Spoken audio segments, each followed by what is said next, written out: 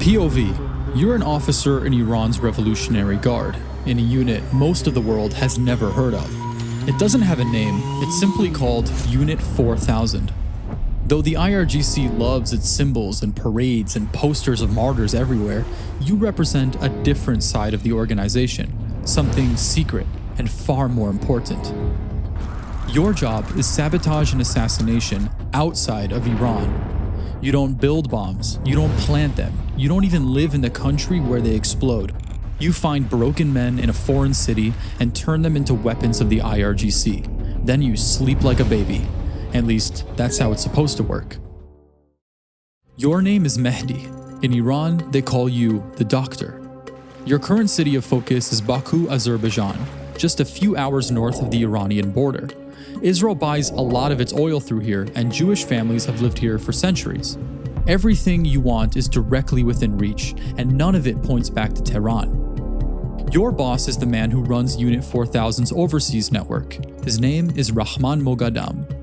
In terms of a recruit, you already have a man in mind. You've read his whole life off a screen from a Telegram chat. He's one of the few who replied to your team's messages. Perfect profile, and you know he's going to agree before even he does. Handlers in Tehran fire thousands of messages into Telegram, fishing for the desperate.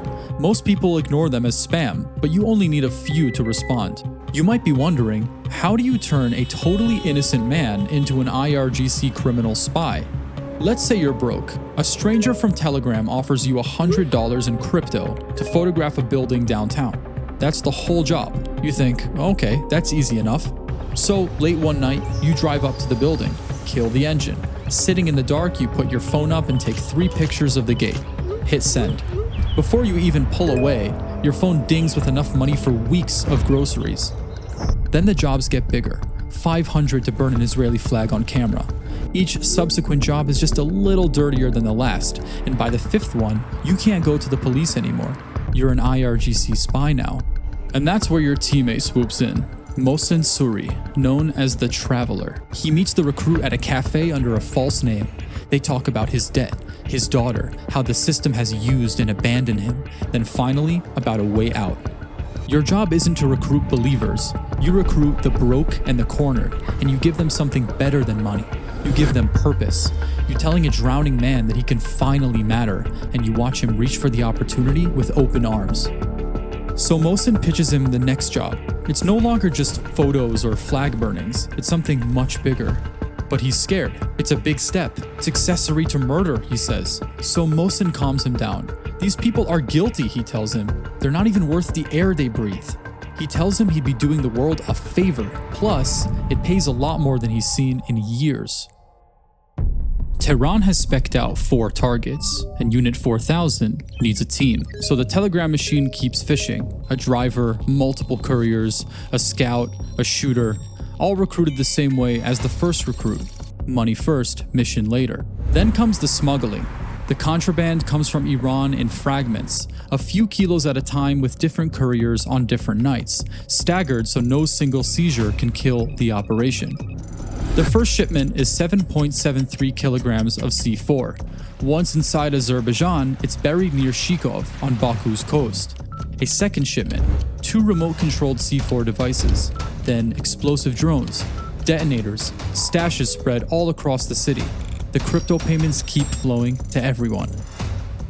Now that everything is inside the country, it's time to act. Here are the 4 targets passed all the way down from the upper echelon of the IRGC. First, the Israeli embassy, for obvious reasons. The second is an Ashkenazi synagogue in Baku.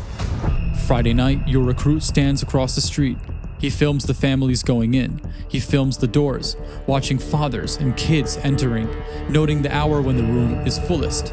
Then he sends out the video. Like before, his crypto wallet lights up. He tells himself whatever he needs to feel good about himself. One small explosive device weighs barely more than a kilo, but its kill radius is 250 to 300 meters, which is enough power to take out the entire synagogue. The third target is a community rabbi whose family has been in Azerbaijan for generations. Your scout, a woman named Narmina, photographs the rabbi's routine and is also tasked with finding a shooter. She finds a guy called Naib. His fee is 80,000 manats, about $48,000 to pull the trigger on a public figure. On one call between Narmina and Naim, we can even hear him plan the getaway. Sonra gelirsen buradan. Burada gizlenme rahattır. Boş şeydir burada gizlenme, maşın itirme. Çok tüpektir bu heç. Geldim Rusan maşını. Burada motosiklet atıp başka maşına kesmiyorlar. So now he's rehearsing a murder out loud, which means everyone is way too deep to quit now. But the fourth and final target is the one that matters most. The BTC pipeline stretching from the Caspian Sea to the Mediterranean, which carries roughly a third of the oil that Israel imports. If it explodes, Israel will start to choke in the middle of a war and nobody can prove Iran was ever there. This is one of the biggest offers on the table, $50,000 for the man who plants a charge under the pipeline bridge at Sangachal. This, you believe, will both send a statement and take out Israel in one single shot. Okay, now rewind to that very first night, back to the parked car outside a building. Let's see it again from a different angle, because someone was photographing him. The first time a handler messaged the recruit from Tehran, someone in Tel Aviv was reading it too. Israeli intelligence is constantly monitoring these channels. Analysts even track that first $100 payment across the blockchain back into an IRGC-linked wallet. They watched the explosives cross the border. And little do you know, but they know everything. They even know you and your entire chain of command. So they do what any good intelligence agency would do. They wait. They don't want one bomber, they want the whole company, all the way up to Tehran. They let it grow. They let everyone get comfortable and start making mistakes. The Mossad is constantly in contact with DTX, Azerbaijan's security service, sharing everything they find out about the cell. Then, one night in Baku, in the dark, all at once, DTX teams hit every single address in the same hour. Doors come flying off their hinges. The driver was arrested at home. The couriers were dragged out of bed. The shooter was arrested with the incriminating surveillance video still on his phone. In terms of the contraband, DTX walks straight to the stash as the cell revealed everything. As the sun comes up, they dig the 7.73 kilograms of C4 out of the earth, still wrapped. By breakfast the next day, 7 Azerbaijanis are arrested. Over the next few months, 4 of them are sentenced to 6.5 years.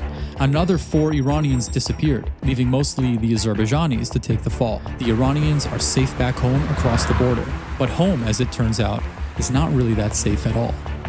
That same week, Israel started hunting up the chain.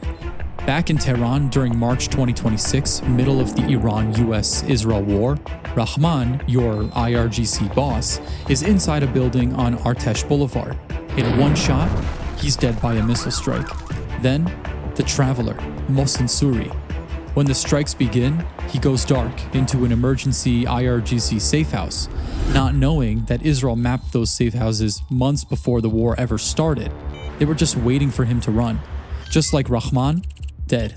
In total, 4 commanders killed during 2 separate Iran wars, each one assassinated inside Iran. You hear all this, so you stop flying and wait it out. Until the time of the making of this video, nobody knows exactly where you are. But a few weeks later, Israel goes public, something it almost never does. On April 20th, 2026, the Mossad, the Shin and IDF military intelligence, all 3 at once, lay your secret unit out in the open. Unit 4000, your mission, all your dead commanders, one by one, all your operations read for the whole world to hear. You spent your whole career making sure it was secret. In the end, the Mossad, in classic Mossad fashion, made sure everyone watched them do it. Thank you so much for watching. If you've made it this far, then you are exactly who we make these videos for. So hit subscribe because there are a lot more coming. And drop a like too. It's the best way to